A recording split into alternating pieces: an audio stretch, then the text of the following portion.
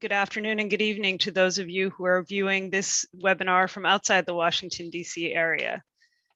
I'm Suzanne Maloney, Vice President and Director of Foreign Policy at the Brookings Institution, and I'm delighted to welcome you to our discussion today, which will focus on whether transatlantic relations need a reset.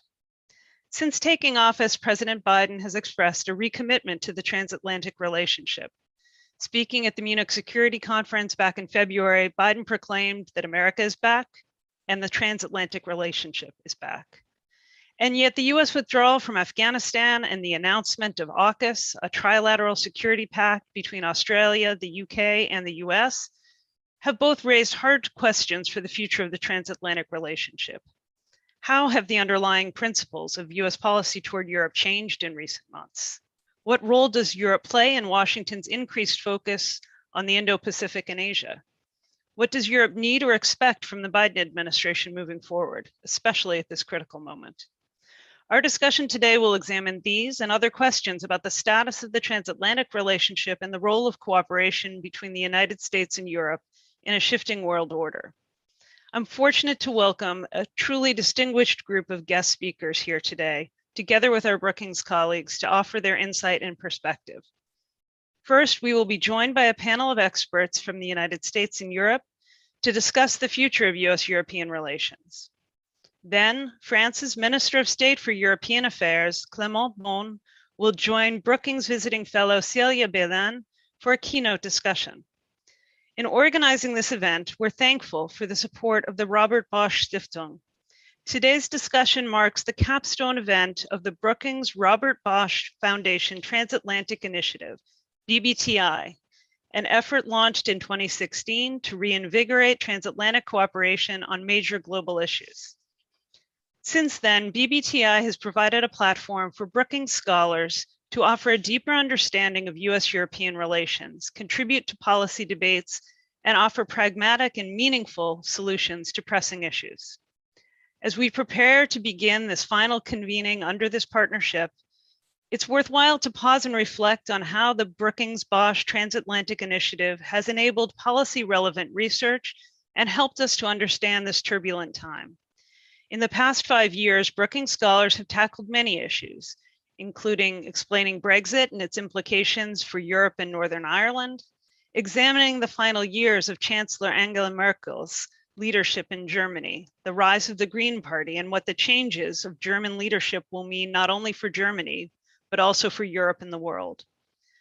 We've been studying the implications of the rise of populism, nationalism, and political warfare on democracy in the United States and Europe, analyzing Turkey's trajectory and relations with the West, and exploring America's changing role in the world and the future of US strategy toward Europe, including through structures such as NATO.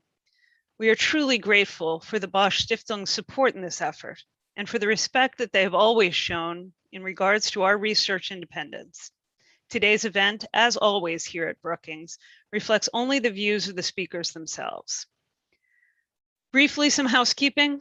A reminder that we are on the record today. We're streaming live, so please send your questions via email to events@brookings.edu or via Twitter using the hashtag BBTI. Before I turn it over to my Brookings colleague, Jim Goldgeier, to moderate our opening panel discussion, I'd like to hand the virtual mic to Henry Althacker, Senior Vice President of the Robert Bosch Stiftung. Henry, thank you and your colleagues at Bosch for your ongoing collaboration, which has been so meaningful to us and to all the work that we do collaboratively. The floor is now yours. Thank you very much for those very kind words and introductions, Susan. Unfortunately, again, virtually, I'm regretting this now, I think for the third time, because we were meant to meet in Washington and Berlin, like in those years before. But I'm even more grateful to everybody who joined, both on the panel, but also as an audience, because I think we're all getting to be zoomed out, and we know that these virtual conferences are only attended by us if we really think that there's intellectual gain to gain from it and to won from it. So that's why I'm grateful that you're all here, because you're expecting hopefully an exciting debate amongst bright scholars and experts on the transatlantic relations. Susan nicely formulated some of the issues that we have dealt with over the last 6 years. And so we have covered basically all the big topics that might have burdened the transatlantic relations. So I guess today's question on whether there should be a reset on transatlantic relations should be negated, because obviously we have tackled it all, and Biden is back in office, and the G20 and the COP26 have shown how important multilateral cooperation is and how important the transatlantic access still is. But that is obviously not so easy to answer, because as you have also highlighted, there are a couple of frictions that have occurred already in the last couple of months and weeks. And I think we have learned that the transatlantic relations are both necessary, but also under pressure to adjust, to change, and so the questions remain: what are the core principles of transatlantic relations, and how do we adjust to the reshaping of the international order, and what role does Europe have to play, more importantly, in the future? So I'm very much looking forward to this BBTI event that is closing a more than 6 years close relationship between the Bosch Foundation and Brookings, but it's not ending the relationship that we have as institutions, because I am very happy that we are turning the trust that we have built over this cooperation into an institutional, long-lasting partnerships between our two institutions, starting this year, and we can continue to benefit from the intellectual expertise. The general publics on both sides of the Atlantic, from the intellectual expertise of the Brookings institution, and the trusting and very productive cooperation that we had in the past. And I have to give the thanks back to you, because we certainly benefited tremendously from our collaboration over the last couple of years, and are looking forward to doing so even further. And today is in a certain way a perfect example of what BBTI is, because it is a group of great minds with fascinating experiences coming together and exchanging views on current political issues that are going to affect both sides of the Atlantic.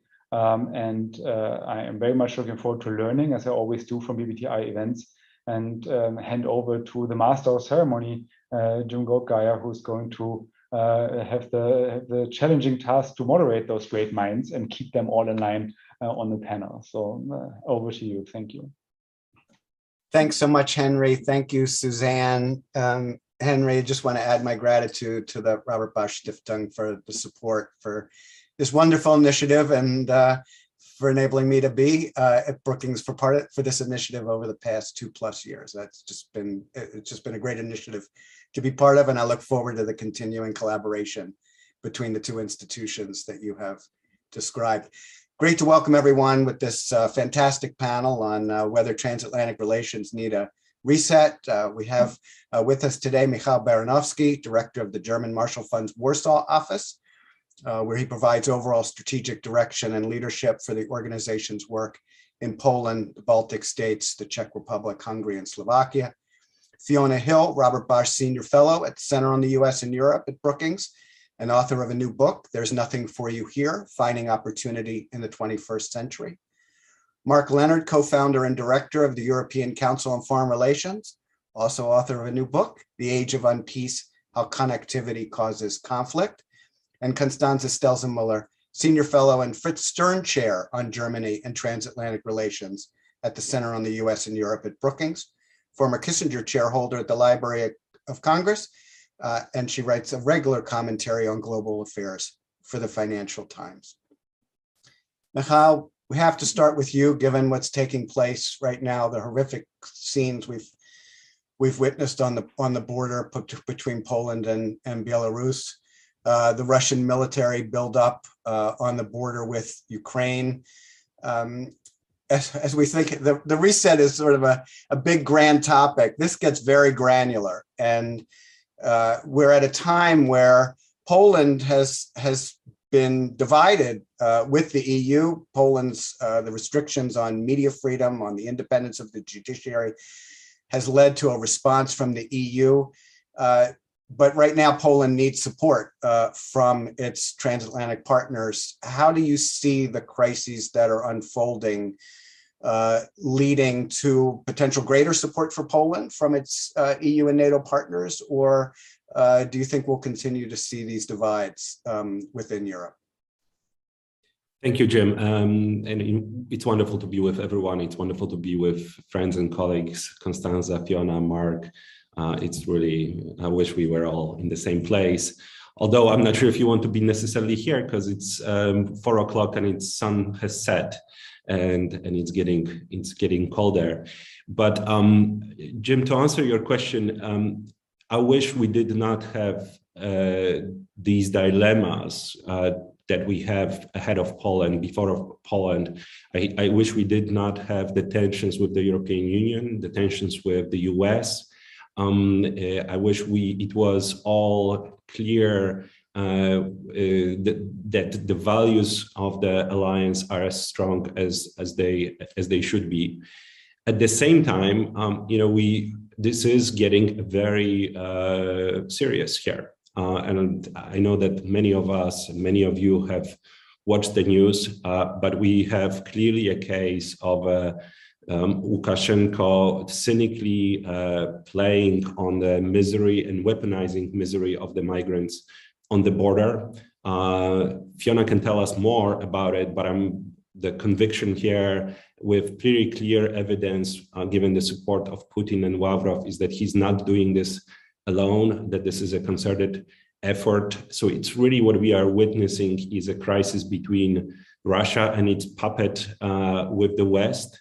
And that is playing out at least across at least 4 dimensions. I mean, the one that we are seeing on TV is the migration dimension and the poor people being squeezed right there. And as I said, it is getting colder and darker here, but there is also energy dimension. We have all seen the fluctuation of gas, both prices and transfer. There is an information dimension, and that's something, there is a lot of misinformation. And I wish actually on the Polish side that we let in more journalists to make this situation more transparent on our side. But lastly, but certainly not least, there is an increasing military dimension to this crisis. We have 90 to 100,000 troops on the border with Ukraine. Therefore, Poland is also considering Article 4 consultation along with Lithuania and Latvia. Again, this is getting pretty serious across those 4 domains. And that's why I'm absolutely convinced that Poland and other border frontline states need the support of both the EU and NATO as a whole. Thanks. Thanks, Michał. Constanza, meanwhile, negotiations continue to form the next German government.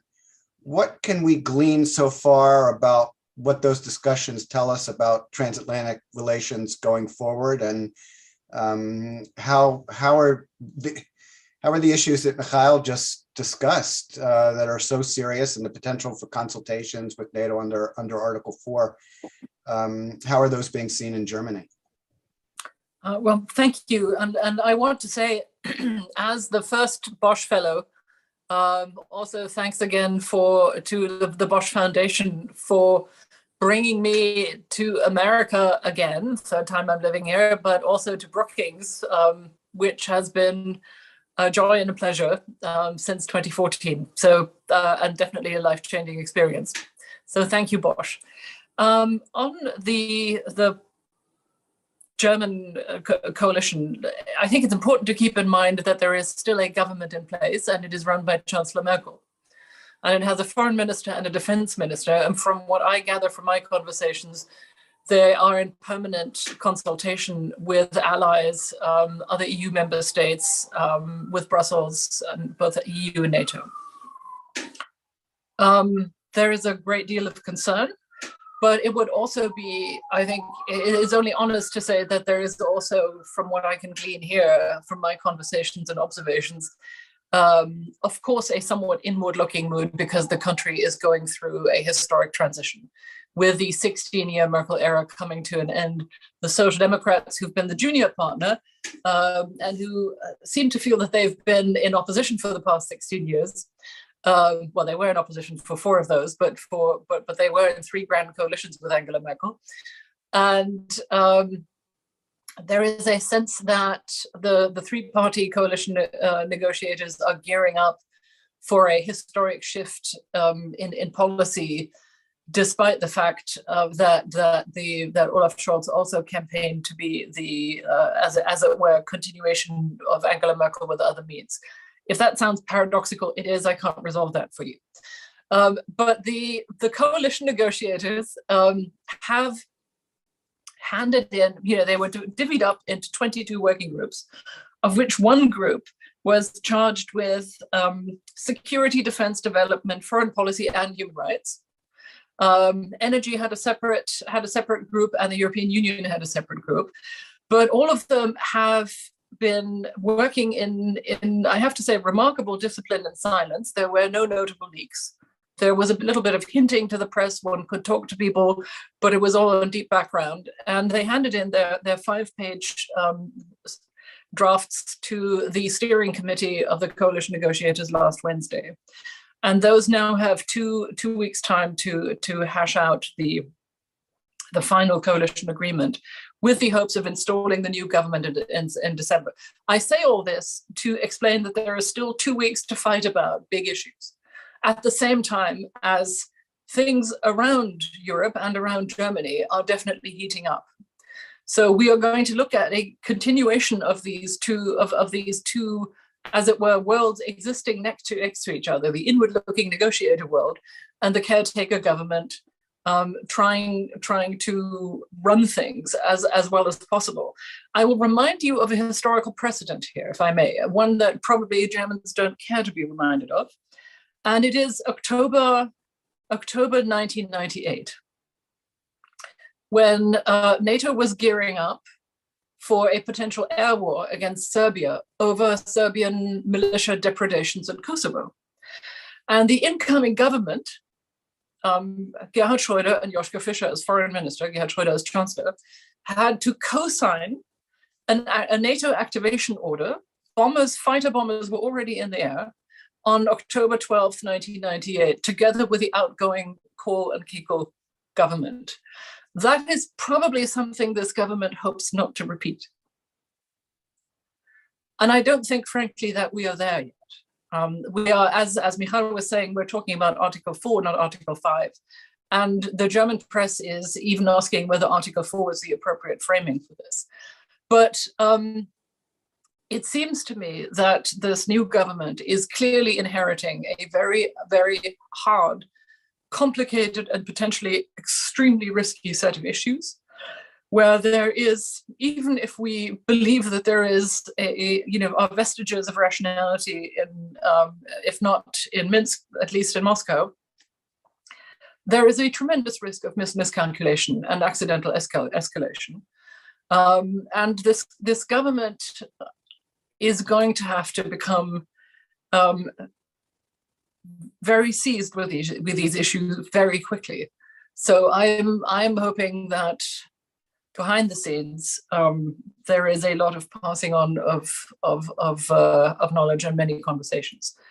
I do know that some of the things that they've been talking about, and I've just been writing a column about this, so I won't go into too much detail, do make their neighbors like Poland nervous, and that is nuclear participation and the potential signing of the nuclear test ban, not the nuclear test ban treaty, sorry, the treaty on the ban of nuclear weapons. But perhaps we can discuss that further when we're in conversation with each other. Thank you. Thank you, Constanza. And as always, we'll look forward to your next column. Fiona, thanks for writing your amazing book. I've learned so much from it. And in it, you explore what you see as the long-term post-industrial convergence among the United States, the United Kingdom, and Russia, the rise of populism. And how should we be thinking about transatlantic relations in the midst of these disruptive forces? And if we are going to pursue some kind of reset or chart some new way forward in transatlantic relations, How do we do that given the tumultuous domestic politics, particularly in the United States? Well, thanks very much, Jim, for that question. And just again, like everyone else, I wanted to thank the Bosch Stiftung and the whole of our Bosch colleagues for their support for Brookings and the Transatlantic Initiative. I'm also now, like Jim and Constanza, extraordinarily grateful to Bosch for funding most of our work over the last several years, and really hoping that we can take some of this forward into different directions. I think the problem is, as we framed this today around some of these larger issues, particularly issues of domestic renewal, which I think are also going to be on the agenda for the new German coalition government and the SPD. I mean, Constanza didn't, really talk about that because, we've been framing all of this in the international arena. Our domestic and foreign politics are all inextricably linked. It's not just the United States and the United Kingdom that have really still dealing with the post-industrial decline going back to the 1980s. But one could also argue that Germany is still trying to deal with the post-Cold War reconstruction efforts of trying to bring East and West Germany together, North and South Germany. I mean, I think Michal would also agree that in Poland, many of the tensions have been between the kind of the cities in Poland that have become, very much integrated into the rest of Europe, and then rural areas and smaller towns in Poland that feel that they've been left behind by all of the larger developments. And that's certainly the case in the United States and the UK, and I think France as well, with the rural urban divides, a divide between Paris and elsewhere, that there's a great deal of pressure on all governments to come up with a different domestic agenda of building back better could be the slogan for pretty much every country, infrastructure renewal needed, and a whole host of other issues on that agenda, and including also, frankly, in Russia. And I think, our biggest dilemma right now is how do we deal with the domestic front, which is causing even further divisions, and try to still get enough collective action, both internally within countries and then within the transatlantic arena, to deal with these other international challenges. And that's going to be the rub. And I fear, and this wasn't really the question that you asked me, that we're all going to be completely derailed by what Russia does next. And in fact, Russia is deliberately taking advantage of the disarray that we've just described. And I just want to throw this out because, Mark in his book on, the age of unpeace, how connectivity, creates conflict. I mean, this is, kind of the perfect timing for this kind of book, because all of the issues that we've kind of laid out and that you laid out in the overview there, Jim, and also Suzanne, particularly on energy and climate change and all of the economic interactions, have actually made a very propitious moment for Russia to take advantage.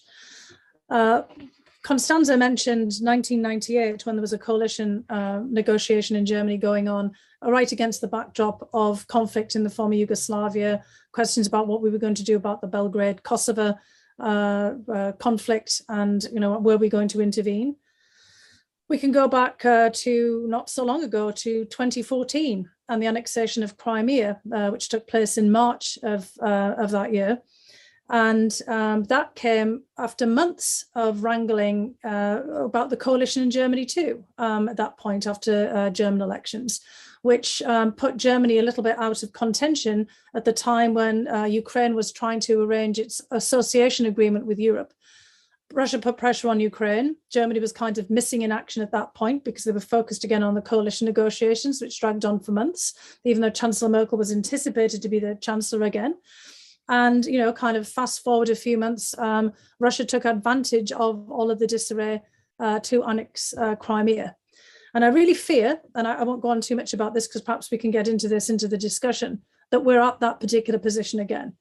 Although Constanza is saying that in Germany, they're not even sure that Article 4 is the right kind of level of consultation. In the United States and the United Kingdom, we've just had the outgoing equivalent to the chairman of the Joint Chiefs of Staff in the UK, Nick Carter, talk openly about what the Brits are seeing as an imminent invasion of Ukraine by Russian forces, and talking about sending British troops. So that's kind of rather an extraordinary announcement. And there's also in the United States now increasing fears that Ukraine is going to take advantage, Russia's going to take advantage of all this disarray to teach Ukraine a lesson, to move into Ukraine and have President Zelensky essentially sue for peace, because they want to head off NATO association for Ukraine, the IMF negotiations that Ukraine's in the middle of. They want to take advantage of an energy crisis that they've actually also helped to push forward so that Germany will acquiesce on Nord Stream 2. They want to take advantage of all the disarray in the United States over deindustrialization, the efforts of Joe Biden to try to, basically stabilize the situation here. And I could go on and on here. So, I mean, basically, we have a whole series of manufactured conflicts right now that are exacerbated by the kind of connectivity that Mark is no doubt going to talk about. And all of our efforts to really get collective action transatlantically to, in fact, address these domestic concerns along with climate change and the pandemic are no doubt going to be thrown on their heads by, yet another crisis with Russia, which we've all been trying to avoid. Great, thanks so much. And Mark, now turning to you, congratulations again on the new book. I'm very much looking forward to reading it. I know that you, in it, you raise concerns about the threat that China poses to Europe. Also, I've read the multiple pieces that you've done this year with Ivan Krastev on the polling of European publics on their views on the US-China relationship. Just building off what Fiona was just talking about, we've seen a US administration that's come in totally focused on the Indo-Pacific, determined not to get distracted off the focus on the Indo-Pacific, basically looking at Europe as, okay, what can Europeans do for us as we focus on China, and hoping with respect to Russia that Russia would just stay quiet so that the administration could stay focused on the Indo-Pacific. Well, based on what Fiona just said, it doesn't look like they're going to get that kind of quiet from Russia. And meanwhile, they're still looking for Europeans to help with, as the United States continues with its rebalancing of foreign policy to Asia. So how do we put all that together to think about where we may be in the transatlantic relationship going forward, and particularly this issue of how the European publics are viewing these issues that we've been talking about? And we need to unmute. Yeah, thanks. Sorry. Before I start, I just want to join everyone else in both saying how thrilled I am to be with this wonderful group of friends talking about the transatlantic relationship, but also grateful to Bosch, who have been a great partner, not just to Brookings, but in fact to all serious foreign policy research outfits. It's a wonderful thing that you have done in supporting a lot of our work and allowing us to lift our eyes at what is a really difficult moment in the world, and particularly challenging one for the transatlantic relationship, I think, because in many ways we are coming to the end of an era in transatlantic relations, and this is very much about trying to work out what the next era looks like, because the US and Europe aren't going anywhere. We don't need each other any less. But I think that a lot of the frameworks which have dominated and structured the relationship for the last few decades are being put under enormous amount of pressure. And in the way that Fiona was just talking about it, you have this kind of strange clash of geography and history. On the one hand, there is this sort of sense that geography is back, and that the geography of the 21st century is going to be an Indo-Pacific one, and the US with an incredible amount of discipline and almost kind of brutality is trying to shift its gaze from Europe and the Middle East towards the Indo-Pacific. But at the same time, I think the kind of defining feature of our period of history is about the essential interconnectedness and interdependence of the world, and the way that is being weaponized. And that's very much what my book's about. It's a book which is coming to terms with the fact that interdependence creates conflict as well as harmony, and that many of the forces that we thought would be bringing the world together, whether it's trade, finance, infrastructure, the internet, energy, or even migration, are being turned into weapons, and at worst and at best currencies of power. And the asymmetries in that system are being pursued aggressively by different countries that are trying to advance their own interests and to do down others. And in that world, the transatlantic relationship, well, certainly the relationship between Europe and America, is absolutely central, in some ways even more important than it has been in previous decades, even if the geography which people are looking at is different. And I think that there is a big disconnect if you think about transatlantic relations at the moment between the way that it's seen in Europe and the way that it's seen in the US. Because I think in the US, at an elite level, we have entered a period where you have a post-European America. I think the role of Europe and of European interests is declining. America may be back, but it's a different kind of America that we saw through, whether it's what happened with AUKUS, what happened on Afghanistan, the sort of relative absence of the US from tensions in the Eastern Mediterranean, and on COVID as well. Not really much of an attempt to align American policy with European policy, and I think also in America there is a sense that with Brexit, Europe is shrinking. It's becoming kind of less, if anything, less important compared to what it was in the past. And at an elite level in Europe, I don't think you do have a post-American Europe. There's still a sort of degree of obsession with the US, sometimes one which is very self-defeating. People are so worried about encouraging the US to leave and to shift its gaze that they're doing exactly the sorts of things that make Americans very fed up with Europeans, being kind of needy, weak, not very good partners on the different issues. And sometimes I fear that the kind of Atlanticists in Washington and in Europe are trying to freeze both sides into a relationship that is not future-proof and that is based on a kind of degree of negative interdependence rather than real partnership, which is what I think we need for the 21st century. But at the same time, I think our publics are shifting as well. We did a lot of polling, which Jim was talking about. Maybe I'll kind of end with that. But it's very interesting that at the level of public opinion in Europe, Europeans are very post-American. And I was shocked by some of the findings that we found. But we did a poll very recently where we asked people how they thought of America.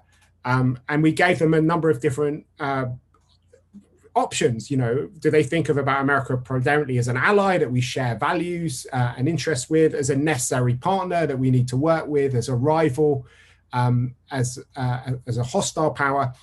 And the largest group in every single country we polled did not see the US as an ally, but saw it as a necessary partner. So it was a kind of move towards a much more transactional relationship, a sense that we have a lot in common with each other and we need to work together. But it's very different from this idea of a natural alliance. And that reflects also what we found when we asked people what we should do if there's a conflict between both the US and China, but also the US and Russia, where large majorities in every single country surveyed said that the Europeans should stay neutral if there's a conflict between the US and China or the US and Russia, rather than taking America's side. What is surprising to me is that the American public that we polled, well, in fact, it was the Chicago Council that polled it, but they asked the same questions of the American public. And what they found there is actually that Americans still look at Europeans through a much more traditional prism. So 52% of Americans see France as an ally, compared to only 24% that see it as a necessary, as an ally rather than a necessary partner. And 45% of Americans see Germany as an ally, only 27% see it as a necessary partner. I wonder whether that is a good thing, or whether if we kind of dig a bit deeper, it's because people know so little about Europeans and they just assume that they have a view of Europeans as a sort of Greek chorus that will come along for the ride wherever American foreign policy takes it. And it's because they have so little sense of what Europeans are for that they have a less kind of nuanced view of what the relationship will look like in the future. But anyway, that's probably enough about where we're going. But I think there is definitely a disjunction between the sorts of ways that we've got used to thinking about the relationship and what we need for the future, and both at an elite and a popular level, there are sort of big challenges in charting a journey from where we are at the moment to the sort of grown-up relationship that we need between two like-minded players that are no longer going to have the sort of hegemonic alliance that ran the world during the post-Cold War era and that confronted the Soviet Union during the Cold War. Fantastic. I want to bring our three other panelists in on these issues that you've just raised, Mark, because you're describing a set of really of imbalances in the relationship within Europe, within the US, across US and Europe. And I wonder, when I look back 30 years, I think about the way in which the United States and Europe came out after the end of the Cold War. And, when you look at the US, I mean, policy toward Europe and Russia was about Europe and Russia. I mean, there was this huge opportunity, they do for Europe's East what we did for Europe's West line. The Europeans looking to the United States to help with the building of a new Europe. And as I mentioned, we're now moving to an era where the US seems to look at Europe and Russia, sort of, Europe, what can you do for us on China? And, Russia, can you just please stay quiet so we can focus on China? And you're talking about a Europe that is trying to find its own way and not get in the middle of a US-China clash or even a US-Russia clash. On the latter, if Russia does invade Ukraine again, Europe may not be able to take that approach. And I just wonder, historically, those kinds of threats from Russia have brought the allies closer together. We don't know yet whether a similar kind of threat from China would do the same. And just curious, sort of the role of these threats as we think about the kind of imbalances that exist today. So I'll go to Fiona, then Constanza, and then Michael.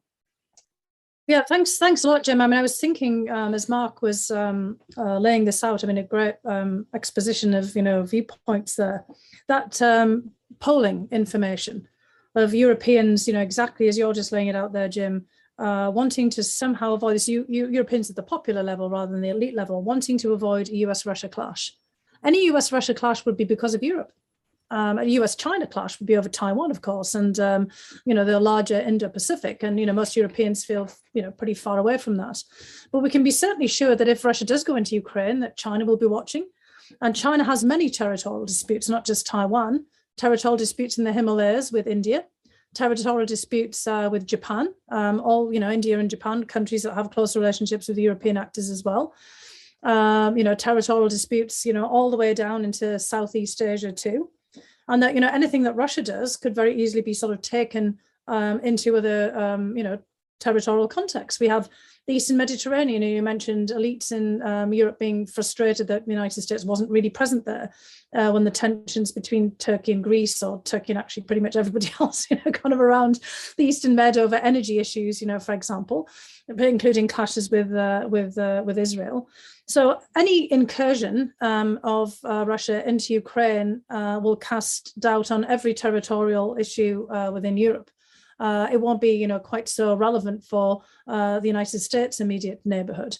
So I think that's really going to be the rub, and I'd really like to hear what Mikkel and Constanza have to say about this, because Ukraine is where, of course, many other European countries were at very different points in their history. In the kind of post-imperial era after the collapse of the Russian Empire and then the Soviet Empire. Obviously for Poland, you've also seen Russia upping the ante and talking about Poland and Lithuania making moves on Kaliningrad. There's been some bizarre commentary in the Russian press about the Polish-Lithuanian Commonwealth that hasn't been with us for hundreds of years, making a move on what used to be parts of Germany, East Prussia, Königsberg. And raising up as kind of Mark is saying, these bizarre historical and geographic viewpoints, not so bizarre, but bizarre in the current contemporary context.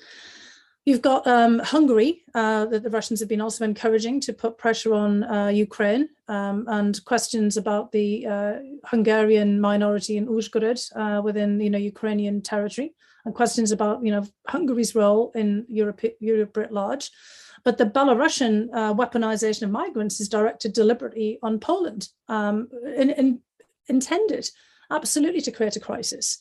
Lukashenko's commentary on cutting off the gas through Poland. He couldn't do that without Gazprom and Russia's involvement, because he would blow up the pipeline. We've actually seen that happen before when Russia was putting pressure on Turkmenistan, and they messed about with the pipeline to put pressure on Turkmenistan's deliveries, and they blew up the pipeline, putting it out of action for months. So, I mean, everybody knows that this is just obviously cannot be done without any kind of Russian involvement, and the Russians have walked that back because of the obvious, it's just 100% obvious blackmail efforts that are going on here.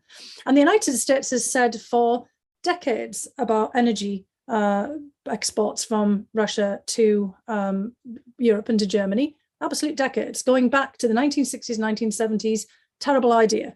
The interdependence, as Mark has already laid out here, in energy can lead to conflict, not just comity and commerce. And we opposed Nord Stream 1, not just Nord Stream 2, and got blown off every single time by Europeans. And now this is Europe's problem. The energy crisis in Europe, it's not in the United States. So I think that this kind of popular desire to step back and leave the US-Russia clash on its own is going to really come back to haunt Europe, because the United States could very well say, not our clash. Euromaidan was not about the United States. Annexation of Crimea, which came out of that, wasn't a proxy war with the United States, though Russia said so. And Europe put sanctions on Russia over Ukraine after the downing of the MH17 Malaysian Airlines that was leaving from basically the Netherlands to fly to Malaysia. And most of course, the people on the plane who were killed were Europeans, as well as Malaysians and other nationals. And Europe had to step up. And time again, Russia is using Europe as its battleground, but the United States is no longer interested, as we've said. The battle for Europe, for power as the United States is concerned, is over. So in a way, European populations are extraordinarily vulnerable. And it's clear from what Mark has said that hasn't been fully processed, although I'm sure in Poland and Lithuania and Latvia, it's well and truly processed at this particular moment. In any case, I'd be really interested to see what Constanza and Michael have to say about this too, because I thought what Mark said was very provocative and very important. Great, thank you, Fiona. Constanza. Right. Well, I'm the explainer here, not the defender. Let's perhaps make that clear.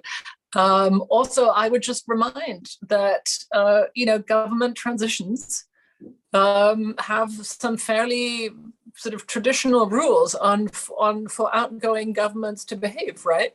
Remember that here, Jake Sullivan was reduced to tweeting at the Europeans about the Chinese investment agreement that they'd concluded, and felt beholden to these rules not to intervene more clearly, more openly, or in a sort of function as an incoming national security advisor.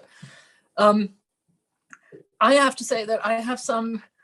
I sort of like it when governments maintain rules of decorum, right?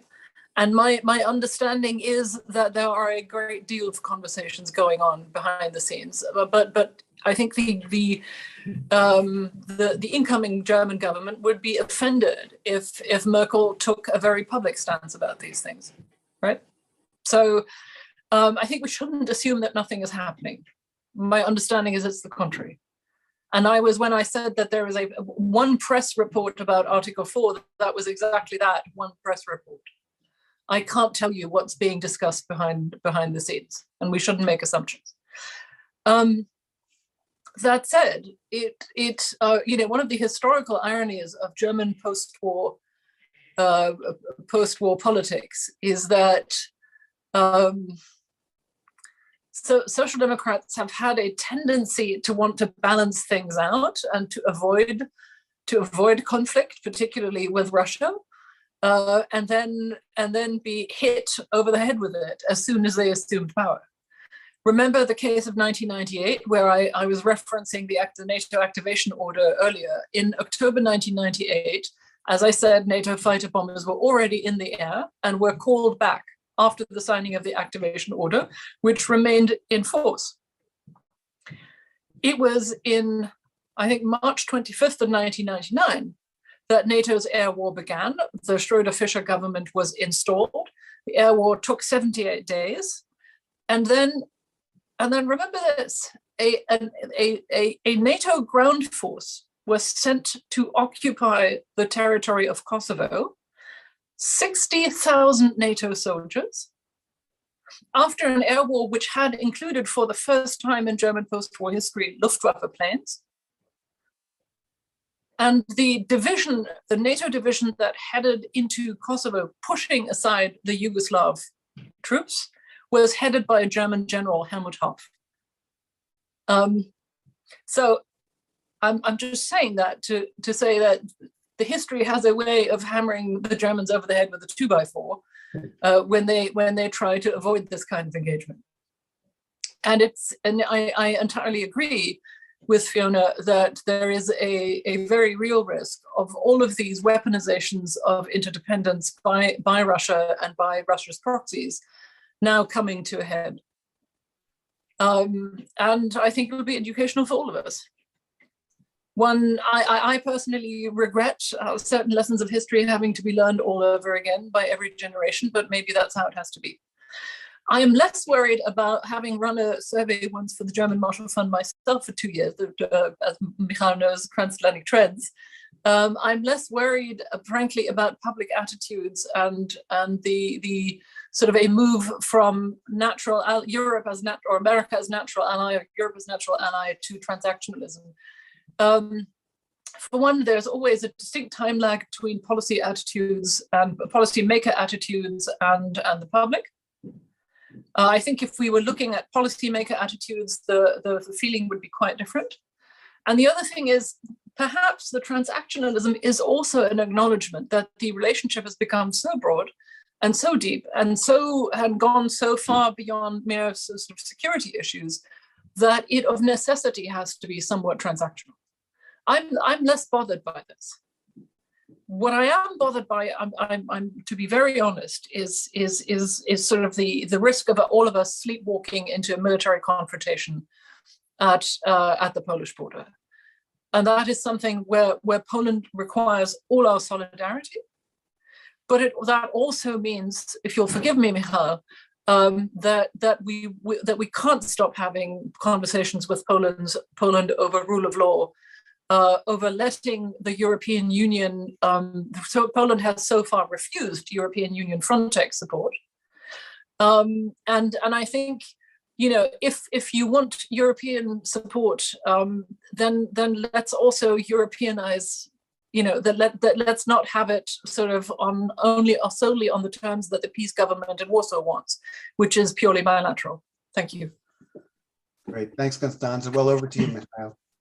Thank you very much. And Constanza, I'm going to, given that you put through the ball my direction, I'm going to use your sentence as well, that I'm an explainer, not a defender, and certainly, not someone who is wholeheartely taking a position of the government on everything. But let me make couple points that sort of put this also in the context, which I wish was better. I mean, Fiona's point is is very much along the lines of the understanding here that if we take this as a safe, I would say, assumption by now, that this conflict overall is directed from Kremlin, just with different elements to it. Kremlin and Putin has been very clear that they can act across geographies and across domains. So, we are seeing situation on the border with Belarus. We are seeing situation on the border with Ukraine, but there has been more activity all the way in the north in the Arctic, and we could see perhaps all the way down in the in Mediterranean. So that's on geography and clearly across the domains, right? I mean, we are even here talking about at least 4, and with the migration, military, informational, and energy. You can add to it cyber if you want. I mean, this is to say there is a plenty of space for escalation, unfortunately. And and again, listening to Fiona, who knows, I would say, Russia among us best, and also the understanding that we are having increasingly, that you are having in DC, that Russia is really no good when it comes to Ukraine. We are here for potentially a very, almost certainly very rough ride, and that's when it gets really tricky of how do we put pressure back on Kremlin, and Constanza, I would fully agree with you that this is also, and it's a tough moment to do this, where our security interests, our economic interests, but also our values have to be aligned. It makes us stronger, not only as an alliance, but as a country. Part of the things that I have, that I see right now is these migrants are, Lukashenko weaponizing migrants and human suffering is tearing Polish society apart, right? I mean, we've been polarized for a good while, but it's just tearing us apart even further. So we have to be watchful with this. Last point, and I'll stop, and not to scare us even further, but we have been talking about the interconnectedness, and Mark makes the argument in his book that the nightmare scenario in Poland, in Baltic states, was always basically something bad happening in the Indo-Pacific, US being focused on Indo-Pacific and Russia taking advantage of it in our region. And I don't know what the relationship between Moscow and Beijing is exactly, but knock on wood, and I have no idea if this is the scenario, but if we are all focused here, I just worry a little bit about the flip side scenario as well, and I'm sure that policymakers in DC especially have to think about it as well. Thanks. Well, that's quite a bit that you've all put on the table. I do want to now bring in our audience because we have a number of audience questions. And Mark, so I want to go to you with this first one. Flora Adamian, who's a student at Georgetown University, asks, how did the Biden administration and EU go about building a transatlantic relationship that is strong enough and integrated enough to survive future unfriendly leaders and crises? And on leaders, I mean, we've seen sort of use the word unfriendly, but certainly we have seen difficulties in relationships such as those in the previous administration between Trump and Trudeau and Trump and Merkel. We've also seen more recently Johnson and Macron. We've seen the challenges posed by leaders like Orban and Erdogan. I mean, how do we think about the role of leaders in addition to the kind of crises that Mikhail and the rest of the panel was just speaking about? Thanks. It's a wonderful question. And I think that it's a really profound insight, actually, that we can't build a relationship around leaders. Leaders can't save the transatlantic relationship. They can maybe destroy it. Fiona's can tell us more about that. She's unfortunately more of an expert than any of us, but about those sorts of issues. But actually, even those leaders weren't able to destroy the transatlantic relationship. And I think structure does kind of matter quite a lot. We have a lot of quite profound interests in common, which are there. Whoever's in the White House, whoever's in the Elysee on the one hand, And makes the relationship inescapable because it is so kind of tightly bound together on the one hand. And secondly, on the other hand, we can't change the fact that power is shifting in the 21st century, that the Cold War is over, and trying to build a relationship which looked like that which we enjoyed during quite different constellations of global power isn't going to work either. And that is really what the challenge is. I think that the future relationship needs to be built on a recognition that as we move further and further into the 21st century, our relative population size, economic power, other kinds of assets is going to be shrinking. China's is going to grow.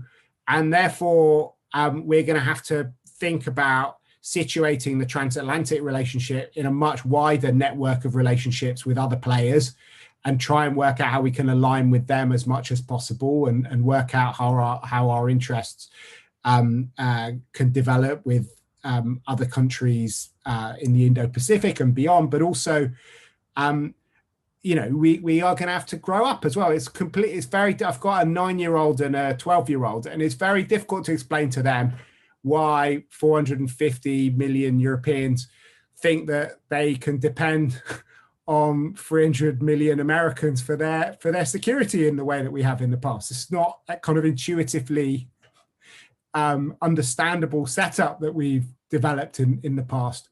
And therefore, Europeans are going to have to take more responsibility. We are going to have to realize increasingly that our geographies pull us in different directions. Most Europeans think that there is a Cold War between China and America going on at a level of public opinion. And to the extent that they think that Europeans are involved in a Cold War, it's more to do with Russia than it is to do with China. And that not going to come as a big surprise to anyone who's looking at the media at the moment. And that is, I think, these are some of the facts which are going to need to be built into a kind of future-facing relationship. But I think the starting point has to be real honesty about what's going on. And I think that's something where where Atlanticists like us haven't always been the best friends of the long-term interests of this relationship, because we've often tried to minimize the conflicts and the tensions, and to pretend that things are better than they are. And I think it's only by being really honest about what our respective interests are going to be in the future, where they overlap, where they don't overlap, and what kind of investments we're going to need to make in order to have a sort of grown-up partnership that we're going to be able to shift public opinion so that it's willing to do anything at all. Because I think the big challenge to all of this is what Fiona, Michal, Constanza have all been talking about, which is the primacy of domestic politics. It's kind of crazy that you're going through this period of geopolitical transition at a time when nobody wants the foreign ministry in Germany. No one in the US wants any kind of foreign policy except one that helps the middle classes. That's the one which they're interested in. It's not necessarily an Indo-Pacific one or a European one. It's one that's going to help America's middle classes. And the Polish situation is a perfect example. The Polish government pretends on the one hand that it's facing an existential threat. At the same time, it doesn't want Frontex to go and help it, and isn't willing to do the basic things to show other European countries that it is an ally of theirs that shares their values. And if it really is such an existential threat, then maybe you should put your kind of raison d'etat and foreign policy ahead of those things. And if not, then don't be surprised if you don't get a kind of huge amount of solidarity coming forward. I think that's one of the kind of the most scary things at the moment, is how little bandwidth there are to deal with these really big issues. And that's when you get really disastrous accidents happening, when everything is ordered around the personalities of the office holders and around domestic politics, and there's not enough focus on these bigger structural things. So I think it's a really good question, but I think, as experts, we should be completely blind to whoever what the personalities of the incumbents are. We can't build something that will last if it's based around leaders. It has to be based on a really, really hardcore assessment of what our common interests are. And I think that does also require an educational job, because I think Europeans have got a lot to offer the US in terms of its interest, much more than most American foreign policy makers realize. But it's a different offer. You know, if the future battlegrounds are going to be about technology and about the trading system and about how we handle a lot of these global commons, Europeans can be much more useful partners than they are if we're simply thinking about, you know, what kind of expeditionary forces we could send into Afghanistan or other theaters where Europeans obviously haven't got a huge amount to offer. Anyway, that's how I feel about it. Thank you, Mark. Fiona, the next question really follows on what Mark's just been discussing. My American University colleague, Michelle Egan, asks, how should we move beyond aspirations, values discussions to concrete deliverables in a transatlantic reset? Well, it's a tough question, isn't it? Because, we do need to, as we've all been saying here, figure out mechanisms for collective action. And, I don't know whether we've really got the structures for this as well. And partly that's because of the misalignment, which is always the case of our, kind of electoral calendars. We've already pointed out that all of these kind of crises that hit Europe seem to happen when Germany has its endless, don't want to be rude, coalition agreements going on and, can't really do anything. And look, we've got a similar problem here in the United States, haven't we? The Europeans, everybody's complaining all the time, where are all of our ambassadors? We only got like 7 through recently through Congress because of the snarl-ups that we inevitably have through our own political partisan infighting. And ambassadors play an extraordinarily important role. But, so do these, kind of working structures. And although we do have people in place, we have excellent chargés that have been, set up in all of the key embassies by the State Department. Those are not usually seen as individuals who have the full plenipotentiary authority to carry through, certain on certain commitments. And so it gets back to that bandwidth problem. And, I think in some respects, almost Congress and, kind of parliaments around Europe may be better placed to some degree because they have the permanent staffs who can engage, and we might be able to find structures in that way. But this is actually what we're looking for. We're looking for structures. When I was at the National Security Council, beyond the elite frictions at the level of the president, we did have some structures in place. But each time, you move that on to the next administration, they get rid of them. And even the people who were detailed there get moved on after a year or so. So I think what we have to do is find some permanent structures. It often ends up being these kinds of events with think tanks. As we've said, with our relationship with Bosch, with the ECFR, with GMF, we end up talking about things on a more regular basis often than our governments do. And so how do we translate that? And I think that's kind of really the message, Michelle. We have to figure out how we set up, permanent structures, and that we can continue, through all of the different political sequencing and, kind of the disappearance of all the people that people were talking to, to kind of figure out how we keep this on track. NATO has those permanent structures, obviously. The EU has those permanent structures, but we don't really have them for transatlantic relationship, and it might be something to think about. Great, thank you. Constanza, we have an interesting question. Here, I want to, yes, go ahead. Let me bring in this question, and you can also respond to what Fiona was just saying, because this builds on that answer as well. So Agnieszka Kurjai asks, given the decrease of US credibility in Europe post-Afghanistan and AUKUS, Britain's exit from the EU, Poland's political backsliding, and France's insistence on European strategic autonomy, which countries can we rely on to maintain transatlantic ties? She didn't mention Germany, so I'm that seems to move to you to be able to answer that question. Look, I think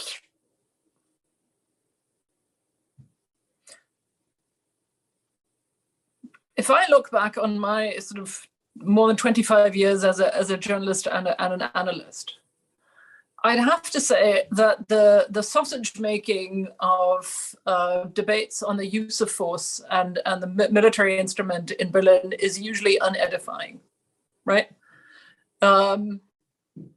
It takes too long. Everybody else is scared shitless, and then the Germans come around. sorry for, probably shouldn't have used that word on the air, but forgive me, I am feeling somewhat exercised about these things. The truth is that we have in the past been able to rely on the Lukashenkos, the Putins, and increasingly the Xi Jinpings to focus Europeans and Germans' attention and to harden their view and to make them stiffen their resistance. It took the Germans a long time. They are resistant to advice about pipelines, but they have been holding together the sanctions consensus against Russia in Europe for 7-8 years now, and against real resistance from, say, Madrid, Rome, or Paris, and at an actual cost to German business. Positions on China have really hardened. The Germans have nearly doubled their expenditure on the federal armed forces. That's still not good enough, but that is what they have been doing. It's not that nothing has been happening here in this space. And so I fully expect this to be, again, it'll take a long time. There will be public displays of reluctance, and then I think it's going to happen. But right now, it seems to me that both Lukashenko and Putin are really at great risk of overplaying their hands. If the threat that they appear to be deploying materializes in any further form, and particularly in the form of an invasion of Ukraine, or even worse, in the form of threats or attacks on an actual NATO member, I think that really is the end. It's also,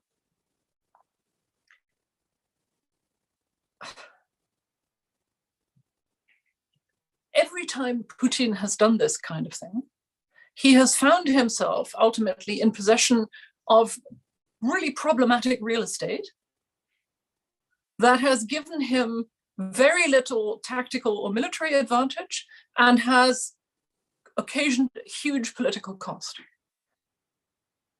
to him in terms of his relationships with what he thought of as key bridgeheads into Europe, of which Germany was the central one. And so I think that the Kremlin is playing a very, very dangerous game here. And I think I assume that Chancellor Merkel is in the process of making these representations to him, and presumably in his mother tongue, so there is no risk of misunderstanding. And finally, I just want to say on Fiona's point, hopefully the whole point of the Trade and Technology Council is to establish, next to the North Atlantic Council, an arena in which the US and Europe can talk about non-military issues, which of course increasingly are also security related in terms of the weaponization of supply chains and things like that. And that I think is a really good departure in terms of stabilizing the relationship and making it more resilient against future bad leaders wherever they might pop up. Great, thank you. Mikhail, I'm going to ask this next question and then explain to you why I'm asking you to respond to it. Rasmus Sondergaard from DIIS asks, is the bipartisan consensus on US foreign policy towards Europe a thing of the past? And if so, how does Europe react to this?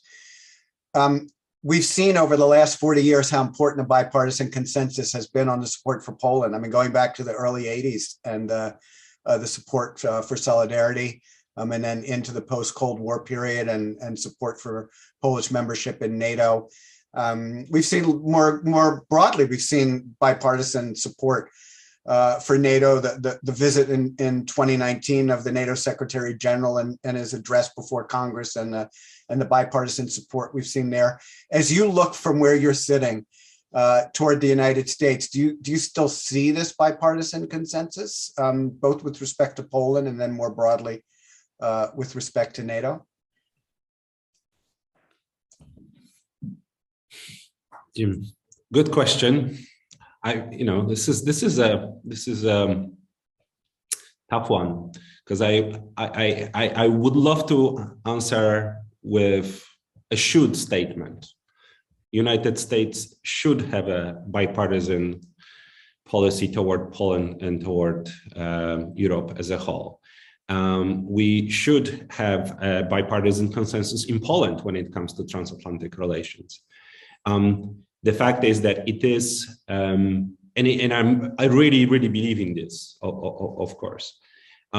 The fact is that it has gotten more partisan because of the, partially because of the increasing differences in our politics, in domestic developments, and decrease of democracy in our part of Europe, and frankly also because of this, what we were talking about, very strong leader-to-leader relationships that then don't survive changing administration. I mean, this is something that was unfortunately very clear here with, basically almost personal or mostly personal relationship with President Trump, and sort of overplaying the Warsaw-Trump relationship rather than having it in more bipartisan basis, and engaging with Democrats and Biden's administration early on. This actually does speak to why what US and what Biden's administration is talking about as, the role of democracy, the centrality of value in foreign policy, why it actually makes a lot of sense. But let me also say, even though we are talking about this in a very dire situation where I would not advocate in any means to conditionality or connection between security and domestic development. US has not yet developed a clear policy of what to do with countries that are important strategically, are in strategically tough places, and on top of it are increasingly not meeting the values of the alliance. It's a very tough dilemma. It would be tough at the best of times, but it's not the best of times at all. And on top of this, let me just sort of connect it a little bit with what Constanza was saying, and we've been saying, Poland is one of those places where, we've been talking about Europe as if there is one Europe, and there is of course not one Europe, and especially when it comes to transatlantic relations. Paris keeps talking about strategic autonomy. In Warsaw, we either have this huge strategic hug to the US or are concerned about the new administration.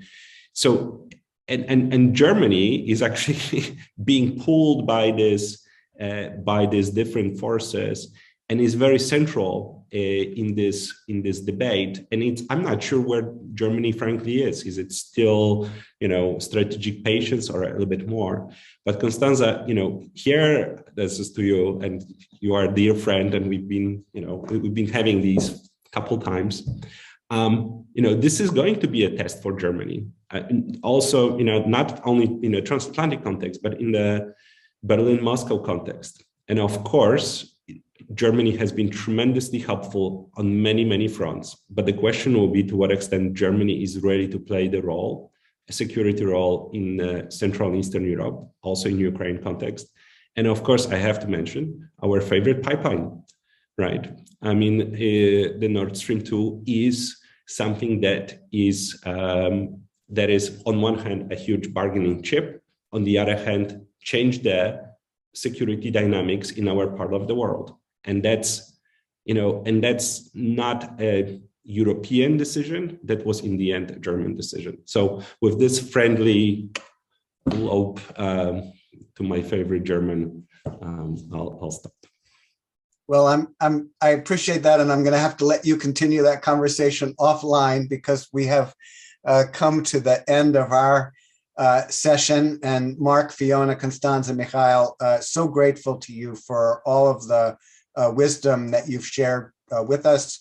I'm so grateful to our audience for the questions they've asked. I apologize to those people whose questions we were not able to get to.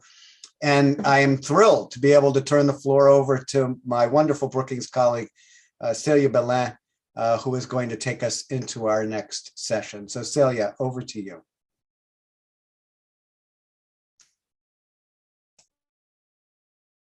Thank you.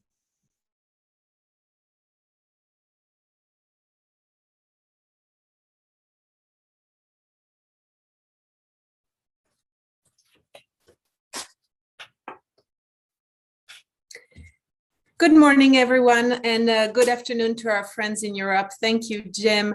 My name is Celia Bellin. I am a visiting fellow in the Center on the US and Europe at the Brookings Institution. Minister Clément Beaune, who's going to join in a minute, bonjour and welcome. Thank you for joining us today for our Brookings Bosch Transatlantic Initiative Conference.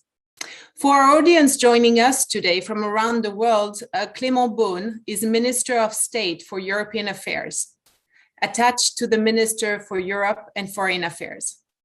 Prior to his current position, Clément Beaune was Special Advisor to President Macron on European Affairs at the Élysée Palace.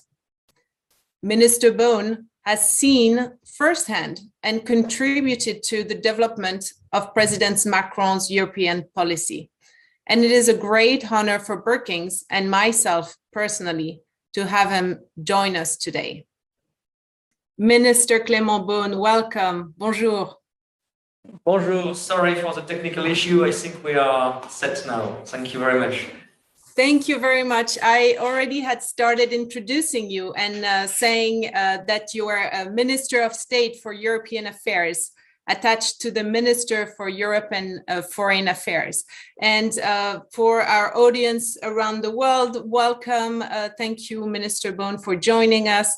Sorry for the short delay, but I'm particularly honored this morning to host you at Brookings, and it's a great honor for Brookings as well, because I believe our conversation today could not be timelier and more meaningful.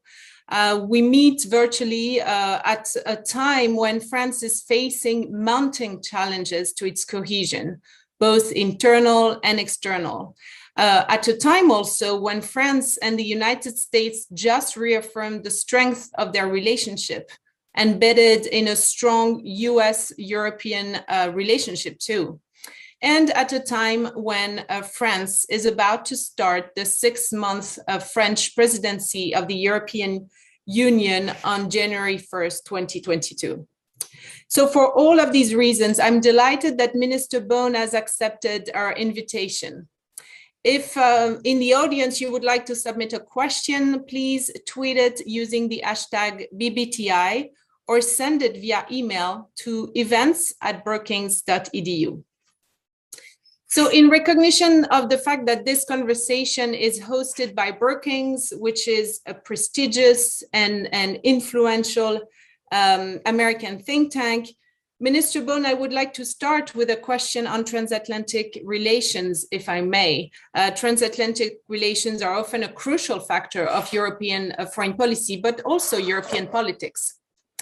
Recently, the relationship of France with the US was badly damaged after the announcement of AUKUS, the submarine deal between the US, the UK, and Australia, which implied the scraping of France's own security pact with Australia. Foreign Minister Le Drian called it a betrayal of trust. But fast forward a month and a half, the situation looks much better. Last week, Vice President Kamala Harris was in Paris, where she met with President Macron, and it was the last of many high-level meetings that took place since the crisis erupted. So I would like to ask you first, do you believe that the crisis is now behind us? But also, I wonder if you think whether Europeans should take the crisis as a cautionary tale for their own relationship with the US. what lessons do you believe Europeans in general should draw from this crisis? Thank you very much.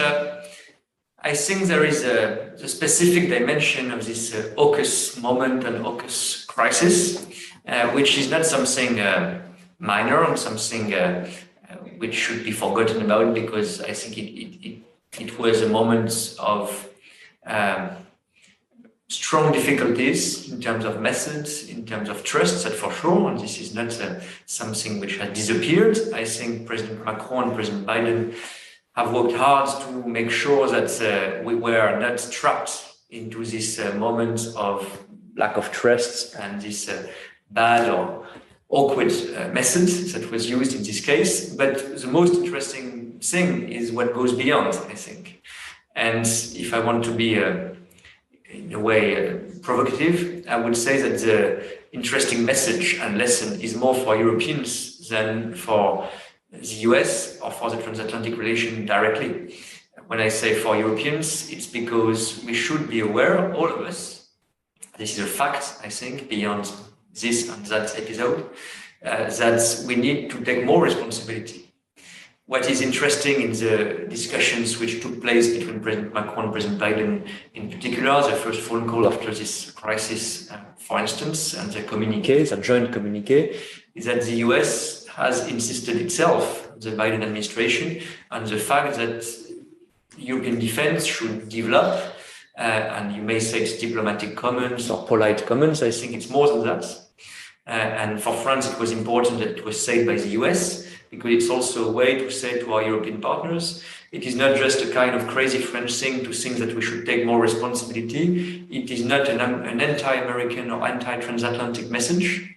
It is a pro-transatlantic message to say EU, or Europe in different formats, should be a bigger player in security and defense, meaning invest more, meaning develop its own defense industry, meaning take responsibility for some specific areas, regions, or topics, Sahel, for instance, even if we are also cooperating with the US there, but for instance, cybersecurity, which would be a growing challenge for security, for democratic functioning. Do we think that to protect ourselves against cyber attacks, to share intelligence about what happens with Russia and other players in Europe, we will count 100% on US support or NATO support? I think it would be a bit strange, and it will not happen this way. I think the US will be the first to encourage Europeans to take more responsibility. So in a way, I think we would make a mistake to say, okay, this was a tough moment, we have gone through it, and we go back to statu quo ante. I think we should use it as a signal, not against the US, but to say we need to take this additional responsibility, not killing the transatlantic partnership, not damaging NATO, not also summing up the transatlantic relationship. We may revert to that, to security and defense, because I think the big change that we are not thinking enough is that the transatlantic relation is not the transatlantic relation we have known for decades until the early 2000s. So it goes beyond security and defense, and the Europeans in this area should definitely spend more, invest more, take more responsibility, articulating this with NATO and the US. So on that front, because you say that Europeans should take more responsibility, today the European Foreign Affairs Minister met to discuss, among other things, the EU strategic compass, at least the working document that has been submitted, which is a process that is meant to come up with a common threat analysis and decisions on partnership or capacity development for the Union. And in this context, High Representative Josep Borrell called for the creation of an EU rapid deployment capacity, which would be a sort of joint military force of up to 5,000 troops. Because in his assessment, Europe is in danger, and Europe, the EU would risk strategic shrinkage because its strategic theater is contested. Do you share the assessment of Josep Borrell, and would the creation of a European rapid reaction force be a welcome illustration from a French perspective on the road of European strategic autonomy? Well, there has been some comments or skepticism on technicalities and the modalities of this force, of this idea. But let's be clear and simple first. I think it's a good idea to push for this type of force, this type of European responsibility and tool. We will discuss the strategic compass. It's the first proposal by High Representative Borrell in the coming months under the French EU presidency in the coming months. Why have we discussed this idea of a rapid force, number of people and so on? Because in the past, there has been quite a lot of times this type of proposal, let's create a force, rapid force, battle groups, as we called them in the past.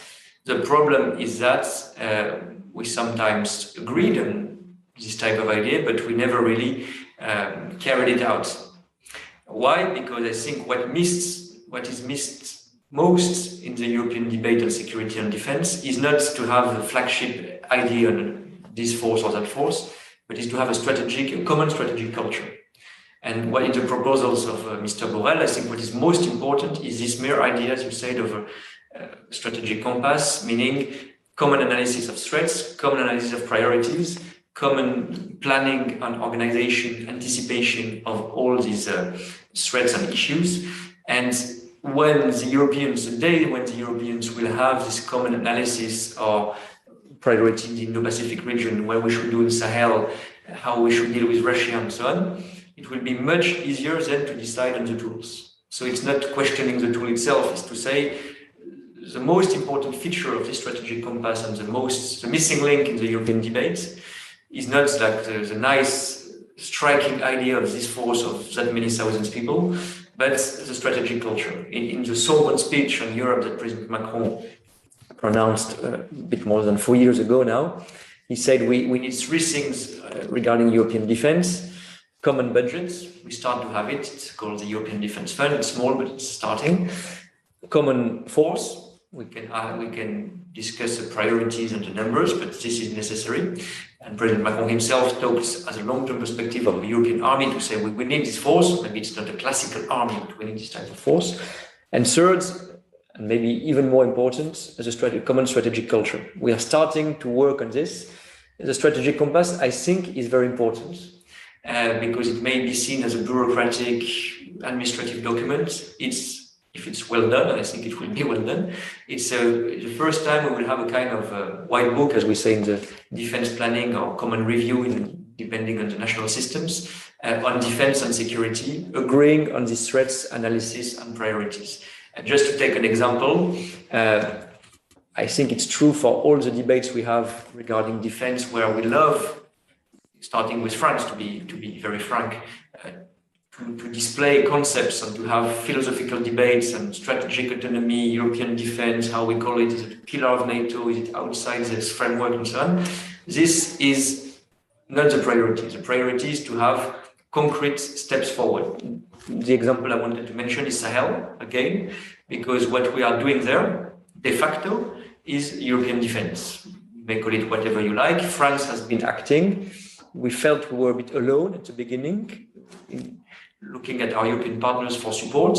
We have now more than 10 member states of the EU in this ad hoc format and ad hoc operation, which are there with us in this task force called Takuba, Special Forces, active there from Estonia to Poland, with Nordic countries as well and so on, fighting with us. So it's small, but we are de facto a kind of framework nation in this specific framework of Sahel and this operation. This is concrete European defense. It's better to have this support from member states rather than having a long European summit discussing what we call it European sovereignty, European defense and so on.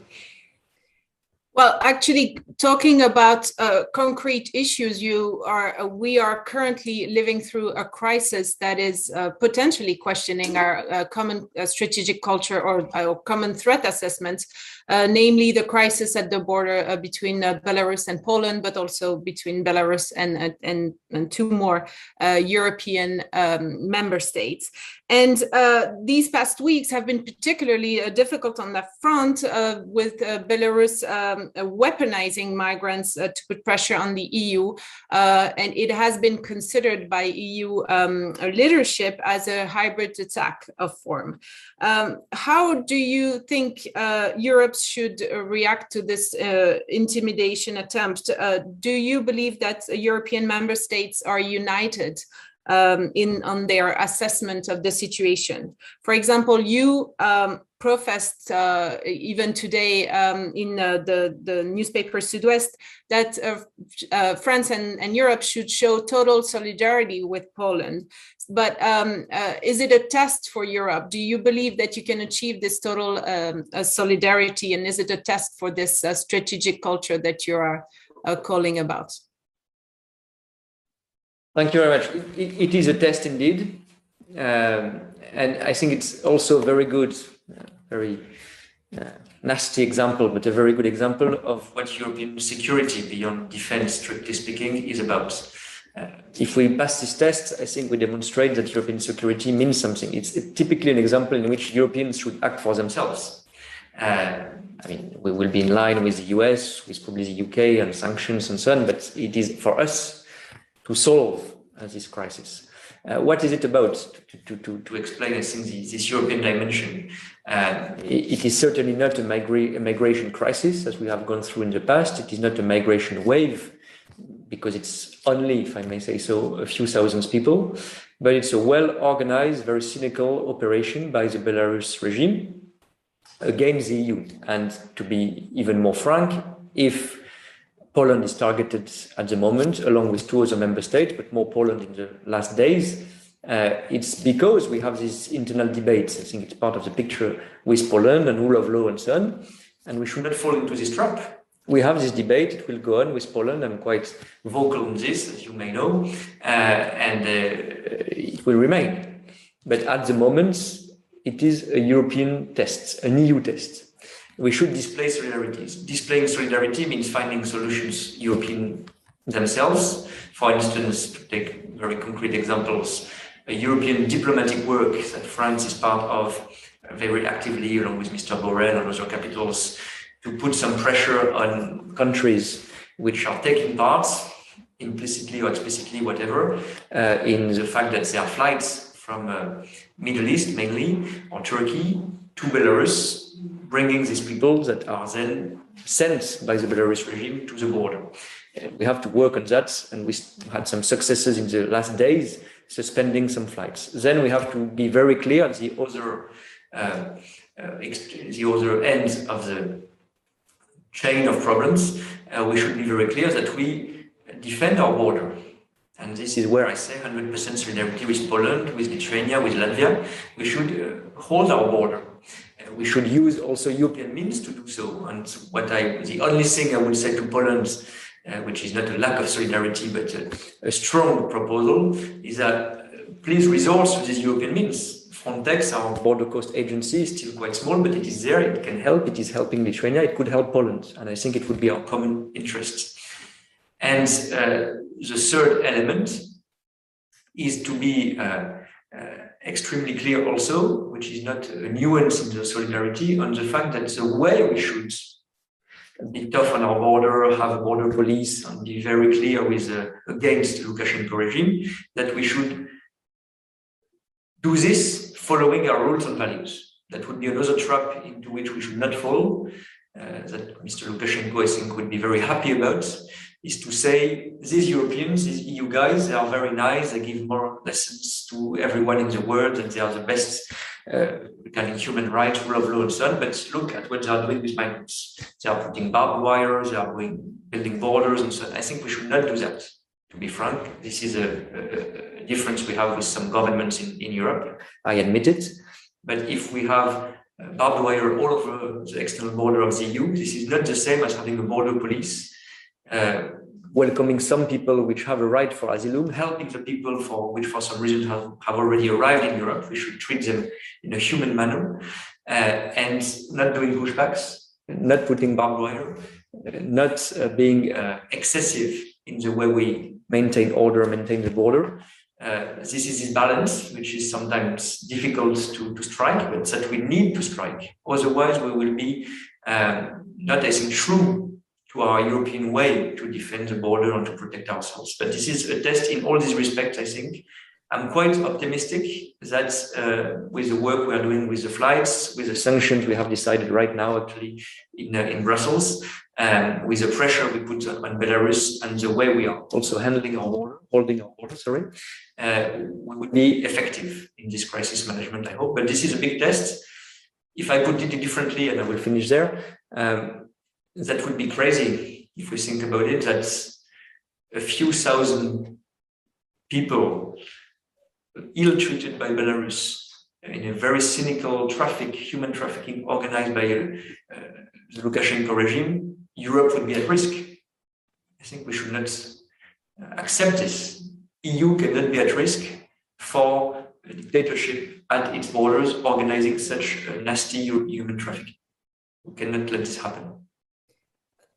There are obviously, other players here, not only the Lukashenko regime and the EU and Poland and others, but of course, in the framework of the relationship between Europe and Russia, the big question is on Russia's involvement. And potentially, some people have talked about putting the situation in front of NATO and having made potentially NATO getting involved.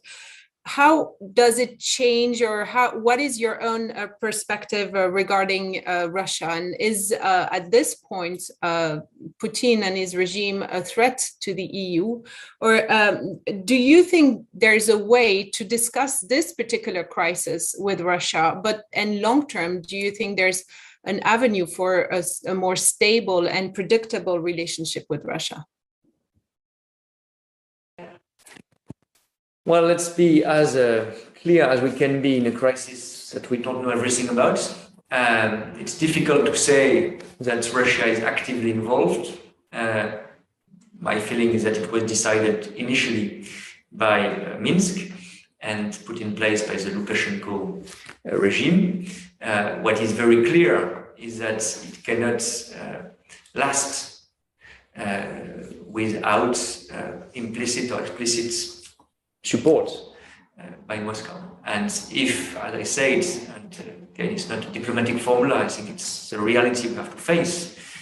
Even if the initial problem is not linked to Russia, the solution must be linked to Russia, because the dependency of Belarus to Russia is obvious, has been increasing these last months, also because the disconnection between the EU and Belarus after the sanctions and after the presidential election and the fraud last year has decreased, so the dependency on Russia has increased. So it's clear that there are tools in the hand of Vladimir Putin, of President Putin, in this crisis, that's for sure. And and not being part of a solution would be a signal that Russia does not want to take some distance with this organized pressure on the EU. This is the reason why Chancellor Merkel last week already, twice, I think, President Macron this afternoon, actually, Minister Le Drian last Friday, have contacts with Russian authorities. I would not be naive or naively optimistic about the change of position. But to be very clear here also, the tougher we are and the more effective we are in on all the matters that describes being ourselves as Europeans efficient on suspending flights, being tough on managing the border, but not being excessive, and being clear that we target Russia as part of the solution and ask them to take responsibility. The more we do that, the less weak we are, the more I think Russia will have an objective interest in finding a solution to this crisis. So we should create the conditions for Russia to get positively involved in this crisis solution. Thank you. And let me turn now maybe to the Western side of the European Union, what's going on, closer to the Atlantic, which is in many ways also another test for Europe and a topic of high interest here in the US, namely the relationship between the EU and the UK, but also the bilateral relationship between France and the UK. Tensions are mounting periodically, most recently between France and the UK on the fisheries, or on the question of the Northern Ireland Protocol. And Gideon Rachman recently wrote in the Financial Times that UK-French rivalry was putting the West at risk, and that the US should work to bring the two countries together. So do you agree? Do you think Europeans actually need the US to reconcile with the UK? Well, after everything we discussed, I want to be clear. We cannot make any comparison between the tensions between France and the UK, or the EU and the UK. I will revert to that in 1 second, and what happens with Turkey, Russia, and other players. And we know where our allies and partners are, even when we have difficulties and tough moments, which can happen. No doubt about this. So even if we are, and I'm also vocal about it, in a tough moment, difficult moment sometimes with the UK, I mean, it's our neighbor, history and geography bind us, and there's no question about this. That said, there is a very interesting phenomenon and transition in a way. The UK has decided to leave the EU, sovereign democratic choice, that's it. We are now realizing in practice that what the EU, by contrast, is about. The EU is about socializing people, socializing governments, diplomacies, countries. Even when, take Poland, we have difficulties on rule of law, but even in this case, every month, President of France, Chancellor of Germany, Prime Minister of Poland meet and discuss this, or ministers. We have no such link now. It will come, I hope, with the UK. So it's interesting because it's for the first time, because the first country leaving the club, we are losing some contacts and some links with a country. And everything that happens is still about that, because Brexit was about blaming the EU for difficulties, true or false, I think mostly false, but anyway, saying migration is because of the EU, social dumping is because of the EU, migration problems are because of the EU. Let's leave the EU, everything will be better. And when we have problems, now the UK says, oh, it's because the EU is playing it hard with us. So Brexit is by essence a narrative which is anti-EU and in a way a bit obsessed with the EU. So when there is something being done well in the UK, this is better than the EU in the UK debates. And when something is done badly, it's because of the EU. So there is this strange thing, which is the essence of Brexit again, which creates difficulties in rebuilding trusts between not only France and the UK, but the EU and the UK. We will manage that, we will overcome that. But the first thing, and this is a strong message we send to the UK, it goes far beyond the fisheries issues or even beyond the more important Northern Ireland Protocol issue. It's comply with your agreements that you signed and ratified. If a major democracy, if a major partner and ally of all EU member states, starting with France, which is the UK, is not giving 100% trust in this respect, this is a big problem, I think, even for the influence and the impact of the UK in the world. So sticking to your word and to your signature is something absolutely crucial. We may have debates on some interpretation of provisions of the treaties we signed and so on, but this is deeper than that. Now, European countries do not know exactly, EU countries, sorry, do not know exactly whether the UK is really sticking to these agreements that we signed a few months ago. And I think that's also why the US sometimes has had doubts, made criticism about respecting the protocol, of waiting a bit, to say the least, about signing a trade agreement with the UK, because there is this doubt. So I think it's for the UK to overcome this. We are ready, we proposed it to discuss security and defense policy, to have a kind of stable formats, type of consultations, organizations in the EU-UK relationship that we still have to invent. To answer your question even more directly, I don't think we will need the US to help us bridge a gap, but definitely we should go beyond this transition moment, which is unpleasant and difficult, to have a new type of relationship. I thought, to be also very sincere on this, that it would take a few months only to implement the agreement 100% and to move to another phase of the chapter that would be the new EU-UK relationship. We are not there yet because 100% trust is not there. And to be very blunt, it's up to the UK now to reassure us, and this 100% trust we should have. You know, for some, it feels like exiting the European Union only leads to an inevitable collision course, that countries are then doomed to compete. So hopefully there might be a way out there, sticking to the agreements, as you said, to find a way to fully cooperate together. And I want to circle back to transatlantic relations, because we have discussed in the panel before this conversation on how transatlantic relations have evolved under this administration, and that we are at a time of maybe the beginning of a new relationship. What do you think Europe and the US should hope to achieve together during the Biden administration? What are, would you say, would be the top priorities for transatlantic cooperation in the next few years?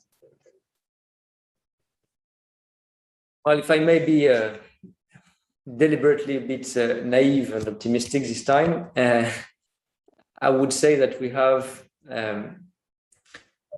a European responsibility first, beyond President Biden himself, to change a bit the approach. I said at the beginning that I think the good old times, if I may say, of the transatlantic relationship, meaning that it was very clear in substance, it was NATO and security first, or only, trade in a kind of quiet and nice way, and that's it, basically. And second point, in terms of methods, it was Washington saying, this is how we see things. Do you agree? Well, you have no real choice, but if it's fine like this. I think we cannot start with France, to be very honest. We cannot say we should imagine another transatlantic relationship. We want to be more autonomous. We want to think by ourselves and not propose something.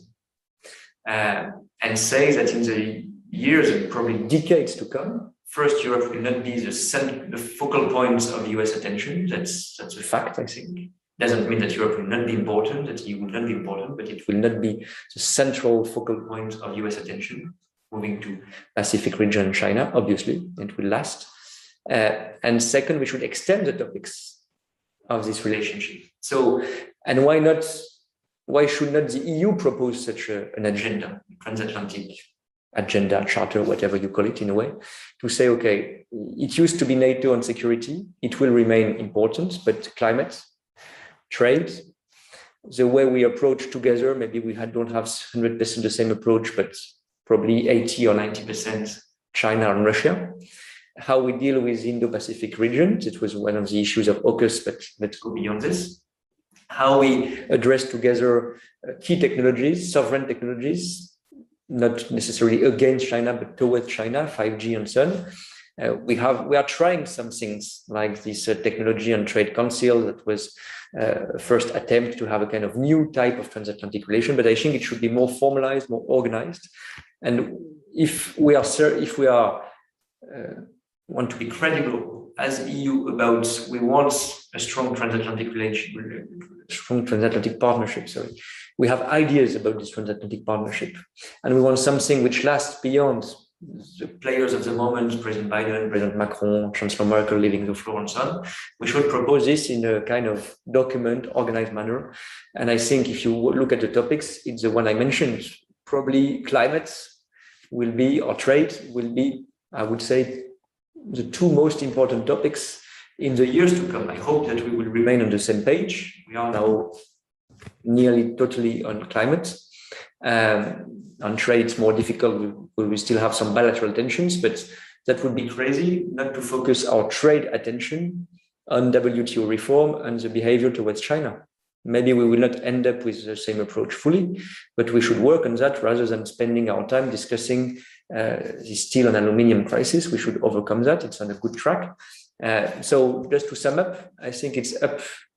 Your question is quite telling, if I may, because it's a way Europeans see the US. What should we expect from President Biden? What should we expect from Washington after the recent elections or in the 3 years to come with this administration? Why don't we think and propose something along these lines? On that front, you mentioned the Trade and Transatlantic Council. I think the next iteration is going to be in March in France, at the moment of the French presidency of the European Union. And the French presidency is this peculiarity, to explain to our American friends, that member states preside over the European agenda in turns. So starting in January, for 6 months, France will preside the European Union, but for the first time in 13 and a half years. So this presidency, because we are 27 member states, comes not that often. Why do you think should Americans care about the presidency, who has the presidency of the European Union? Why does it matter whether it's France or anybody else? And what do you hope to achieve in this time frame? Especially because I must add that there's the French presidential election in the middle of it. So there's a question there on whether, you know, this presidency can, the French presidency can be fully productive, or if there's a risk of a first half that is too highly political and then a second half that would be maybe too highly technical and lower on the agenda. Well, it would be a nice word, the one in which our partners in Washington or in other capitals outside the EU would not notice who is running the EU for 6 months, because it would mean that there's a strong common European agenda, not depending on who is chairing the European Council for 6 months. But beyond this, because it's not exactly the case now, having the presidency does not mean you change everything and you have different priorities entirely from the presidency before you or after you. But it means that you can speed up on some priorities you think are very important from your national perspective, I would say. For France, to be concrete, I would mention 3 topics which are not totally new, but which will be extremely important from our point of view, and we'd like to find landing zone compromises on EU achievements on this. Climate, social and digital dimensions, I would mention. Climate, don't want to be too long and technical. There is a huge legislative package at the EU level that we call Fit for 55, which is basically defining our own rules to reach our objectives, or carbon neutrality 2050 mainly. But in this package, there is one instrument which is very important. I know it's sometimes worry in the US, which is called the Carbon Border Adjustment Mechanism.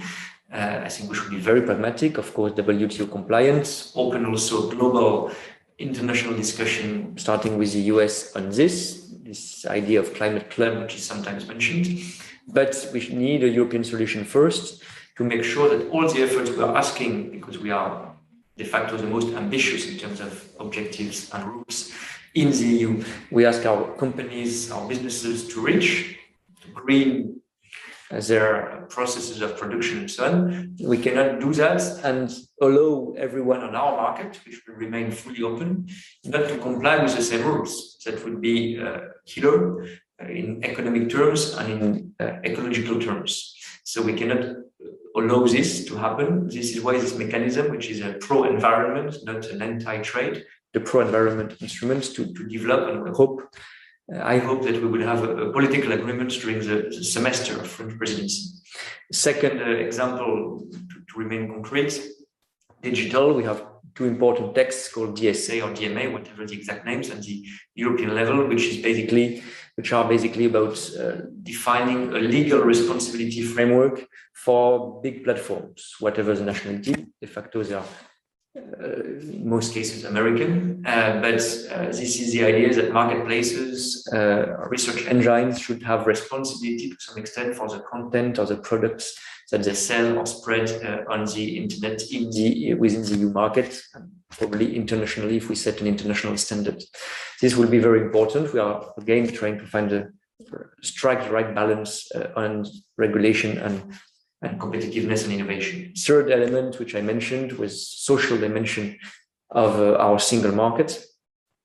It's more probably a domestic issue for the EU, but we need our open markets of 450 million consumers to have also some social standards, not to allow that between Germany and Poland, France and Romania, for instance, there are huge gaps in the wages, in the social contributions and so on. So the idea would be, for instance, to have some standards for minimum wages across the EU to make sure that the competition does not become de facto social dumping.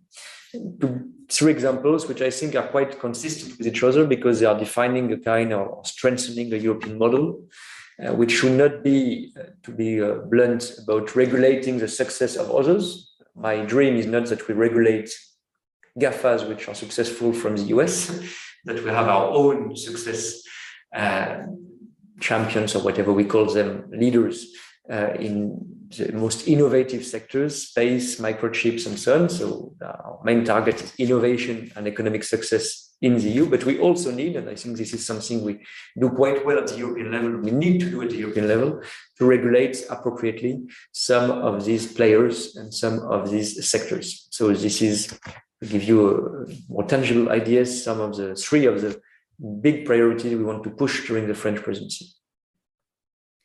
Thank you. And they sounds really all-encompassing and exciting also in the fact that Europe and France within the EU in particular is very often a force for initiative and normative power that puts on the table ideas and norms that later influence sometimes the rest of the world, like we saw with the digital privacy norms, for example. We have only a couple of minutes left, and I would be remiss if I forgot to ask you about one of the most worrying developments we also see in Europe, which is the continued rise of populist nationalist parties. With the French presidential election coming up, we know at the moment in the polls that far-right candidates together can accumulate up to 30%. And in many ways, President Macron was elected in 2017 as apparently a bulwark against this nationalist populism and with a very strong pro-European message. So do you feel he might have failed in that regard, in pushing back on this populist trend, both at European level, but in his country in particular? Well, we should be very humble about this. De facto far-right has not gone away in France, in Europe, in actually all Western democracies, probably a lot of democracies everywhere. So this is not a victory politically. That said, when you look at the French political spectrum and pattern at the moment, what we see is that in the polls, at least, we should be cautious. President Macron remains with quite a strong support. We would see, but I think this is a political reality at the moment. The parties which have lost support even more are traditional parties from the left and the right. And this is what gives even more space to the far right in this kind of competition between kind of progressive center and far right populism, to put it this way. And I think this will be the fight of at least a generation, because we are in a cycle, probably at the end of a kind of liberal, politically speaking, cycle, which was opened in the late 80s. There is this kind of democratic fatigue, which unfortunately happens around every 30, 40 years in our democracies, because democratic systems are tiring for people in a way, because they are open debates, they are open choices, which is a strength of our democracies that we need to preserve, but they are in a way some tiring system for political parties and political leaders. And there is always this kind of bell ringing in democratic systems which say, maybe that would be better, more efficient, simple, and so on in illiberal autocratic systems. We know it's the danger of democracies across history. We are in this type of moments.